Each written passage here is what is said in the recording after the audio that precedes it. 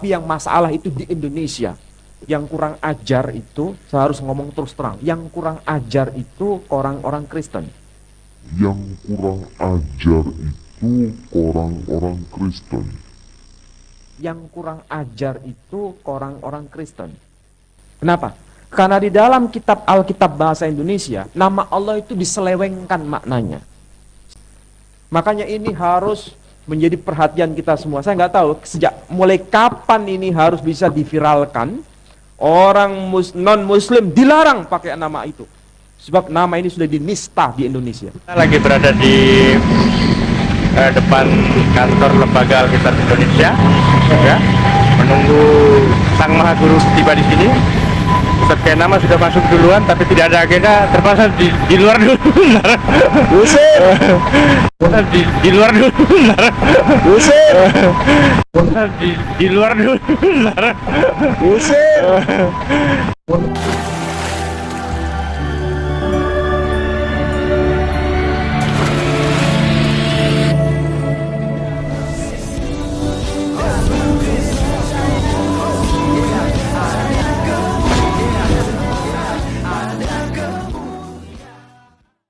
Bismillah abi wal ibni wal rohil kudus ilahu wahid. Salam elechem bisem Yeshua Hamasiah.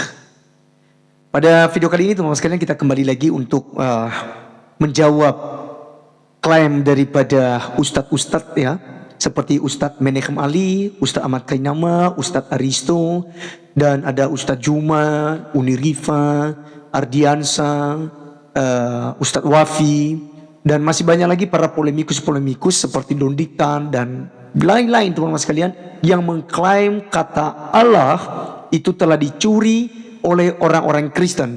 Karena kata Allah itu adalah nama daripada sesembahan umat Islam yang hanya dipakai oleh Islam sendiri. Jadi orang Kristen tidak boleh ada, dan mereka hendak protes kepada Lembaga Alkitab Indonesia. Dan tanggal 28 kemarin ya, rencana mereka ya akan datang kembali ke Lembaga Alkitab Indonesia ya, karena mereka sedang susun strategi bagaimana cara mengklaim itu supaya memang orang Kristen tidak lagi menggunakan kata Allah di Indonesia ya. Nah teman-teman sekalian, kali ini seperti yang kemarin saya bilang, saya akan menjawab dan memberikan bukti-bukti bahwa kata Allah itu sudah terlebih dahulu orang Kristen menggunakannya, bahkan sebelum Islam ada. Nah oleh karena itu teman-teman sekalian, kita simak dulu penjelasan daripada Menechem Ali yang ada berikut ini. Lagi berada di depan kantor Lembaga Alkitab Indonesia, ya, menunggu Sang Maha Guru tiba di sini. Ustadz Kenama sudah masuk duluan, tapi tidak ada agenda, terpaksa di luar dulu. Usir! Allah itu di Indonesia. Yang kurang ajar itu, saya harus ngomong terus terang, yang kurang ajar itu orang-orang Kristen. Kenapa? Karena di dalam kitab Alkitab bahasa Indonesia, nama Allah itu diselewengkan maknanya. Makanya ini harus menjadi perhatian kita semua. Saya nggak tahu sejak mulai kapan ini harus bisa diviralkan. Orang non-muslim dilarang pakai nama itu. Sebab nama ini sudah dinista di Indonesia. Di Malaysia sudah terjadi dan sudah diketok palu.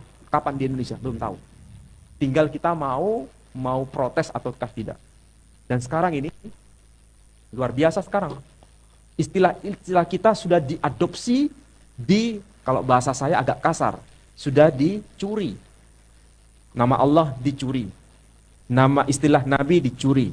Istilah kitab dicuri. Istilah zakat dicuri. Tapi diselewengkan maknanya semua. Yang paling sentral istilah Allah dicuri. Tapi maknanya diubah. Oke, teman-teman sekalian, itulah narasi yang dibangun oleh Menechem Ali dan mengajak umat Islam supaya memang punya kerjasama, dan ya mereka pengen seperti di Malaysia. Tapi mungkin Menechem Ali ini tidak ikuti informasi begitu ya. Di Malaysia, orang-orang Kristen sekarang sudah bisa menggunakan kata Allah yang memang berabad-abad ya. Itu orang Kristen di sana tidak boleh menggunakan kata Allah. Kenapa? Karena itu diklaim hanya milik Islam. Tetapi teman-teman sekalian, di tahun 2020-2021, orang-orang Kristen yang di Malaysia itu mereka menang di pengadilan. Mereka berhasil untuk membungkam ya mulut para ulama seperti Menahem Ali ini yang mengklaim kata Allah adalah milik mereka. Jadi teman-teman sekalian, pada akhirnya apa? Pemerintah Malaysia mengizinkan orang-orang Kristen menggunakan kata Allah dalam Alkitab, dan orang Islam tidak boleh mengklaim bahwa itu adalah milik mereka. Karena mereka agama belakangan, teman-teman sekalian. Mereka kan agama abad ke-7. Bagaimana mungkin kemudian orang Kristen yang mencuri kata Allah? Nah, ini yang pakai logika harusnya kan gitu. Katanya beragama pakai logika, tapi nggak ngerti sejarah. Ya, kata Allah itu orang-orang Kristen Arab telah dulu menggunakan itu. Bahkan dulu ya, penggunaan kata Allah ini teman-teman sekalian, itu beberapa kalangan, bukan hanya orang-orang Kristen. Yang penyembah berhala pun mereka menggunakan kata Allah itu. Nah, kalau kemudian nama Allah itu atau sebutan Allah itu dijadikan sebagai proper name oleh umat Islam, lalu bagaimana dengan kata Allah yang digunakan oleh agama pagan, penyembah berhala pada waktu itu? Iya kan? Mereka juga panggil nama Tuhannya mereka itu adalah Allah gitu ya. Kalau di bahasa Arab kan bacanya ya Allah, Ilahu. Nah, teman-teman sekalian, saya akan menunjukkan ada 3 inskripsi ya, 3 inskripsi Kristen Arab ya, pra Islam. Bagaimana kemudian hal ini telah digunakan ya oleh orang-orang Kristen. Ya, namun sebelumnya saya menunjukkan prasasti ini, saya berkomentar sedikit lagi tentang kata Allah. Teman-teman, kata Allah yang tertulis di dalam Alkitab juga kata Tuhan itu tidak pernah merujuk kepada proper name, tapi itu generic name. Ya, kenapa generic name? Karena memang orang Israel itu tidak menyebutkan ya nama Tuhan Yahweh itu dengan sembarangan. Makanya mereka menggunakannya Adonai ataupun Hasem untuk memanggil nama Tuhan pencipta langit dan bumi.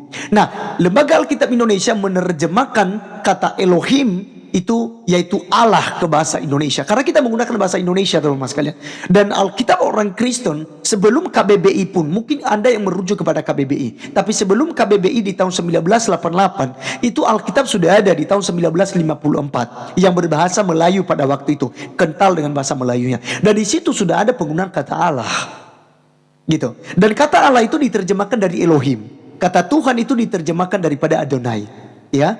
Jadi ini yang dipakai oleh Lembaga Alkitab Indonesia. Dan aman-aman saja, bertahun-tahun begitu. Tapi ya mungkin Menahem Ali punya cara sendiri gitu ya. Nah, ini langsung saja teman-teman sekalian saya akan buktikan kepada kita. Itu ada 3 inskripsi Kristen Arab pra Islam ya, yang disebut dengan prasasti Nabatean Al-Jimal. Dan kita melihat yang pertama itu adalah prasasti Al-Jimal.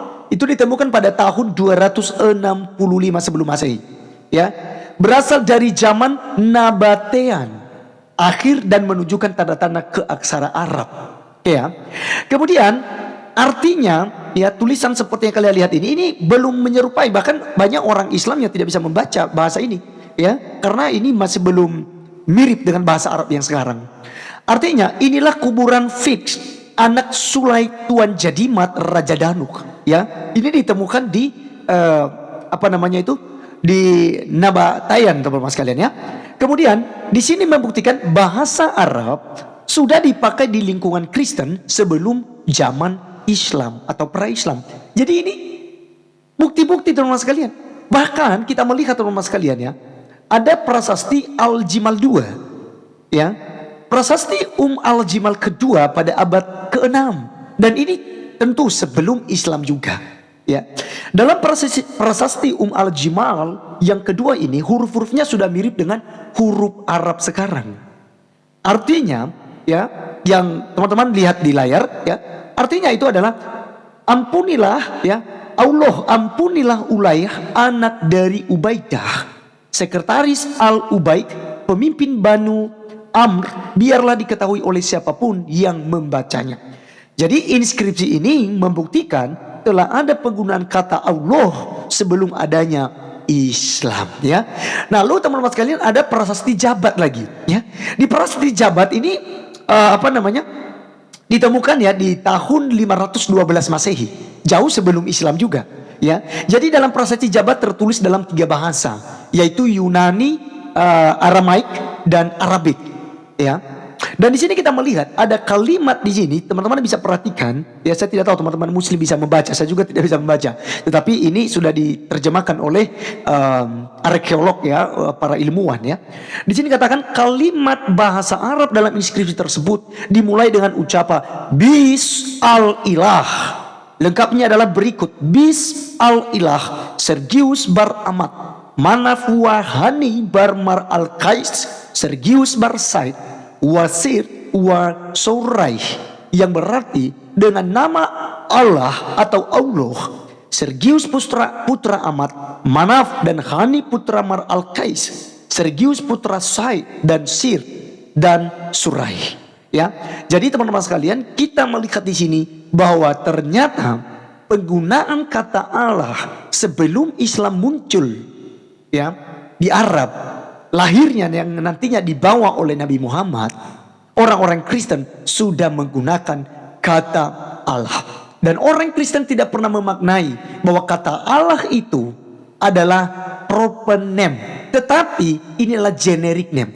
Ya, sebenarnya itu mengalami perkembangan teman sekalian. Jadi di tanah Kanaan, ketika orang Israel datang ke tanah Kanaan yang disebut Palestina saat ini dan Israel, itu kan mereka menyembah yang tak terkalahkan, yang terkuat itu adalah Il atau El. Nah, sehingga orang-orang Israel pada waktu itu mereka tidak mempertahankan penerjemahan Alkitab ke bahasa Ibrani dan Yunani pun tidak dipertahankan kata YHWH atau Yahweh, tetapi diganti dengan apa? Adonai atau Elohim. Lalu diambil dari asal kata mana? Dari kata El, ya, Eloah, ilah. Ya, sehingga ketika masuk ke Kristen di Arab mereka menyebutnya Allah, dan itu tidak merujuk kepada proper name, karena nama Tuhan pencipta langit dan bumi adalah Yod He Waw He, yang kita kenal sebagai Yahweh. Ya, kita bacanya sebutnya Yahweh. Nah, jadi teman-teman sekalian, dengan 3 inskripsi ini membuktikan bahwa ya Menachem Ali ya betapa bodohnya sebagai seorang profesor yang tidak mengerti sejarah sama sekali. Ya, jadi teman-teman sekalian, apalagi Ustaz Ahmad Kainama yang ngarang-ngarang kan gitu ya. Ya, saya tidak bahas dia lagi teman-teman sekalian, tapi sedikit saja ya, karena dia itu lulusan STT Jakarta, lulusan S2-nya di Belanda, lulusan S3-nya di Haifa Israel, lulusan S4-nya itu di Vatikan Roma, tapi tidak ada satupun ijazah, tidak ada satupun sertifikat yang bisa menunjukkan bahwa dia sudah kuliah. Ya, tapi itulah guru maha besar dari si Aristo ya, begitu ya teman-teman sekalian. Baik, jadi demikianlah teman-teman sekalian penjelasan kita. Jadi silakan, mereka mau protes ke Lembaga Alkitab Indonesia, silakan ya. Saya akan tepuk tangan buat mereka karena mereka berani ya menggugat Lembaga Alkitab Indonesia. Ya, dan saya akan ketawa ya, ketawa terbahak-bahak kalau mereka nantinya tidak berhasil dan pulang dengan tangan kosong. Datang kosong, pulang kosong. Ya, teman-teman sekalian, ya sekian video kali ini. Sampai ketemu di video berikutnya. Tuhan Yesus memberkati kita semua. Salam Elechem Bisem Yeshua Hamasiah. See you again.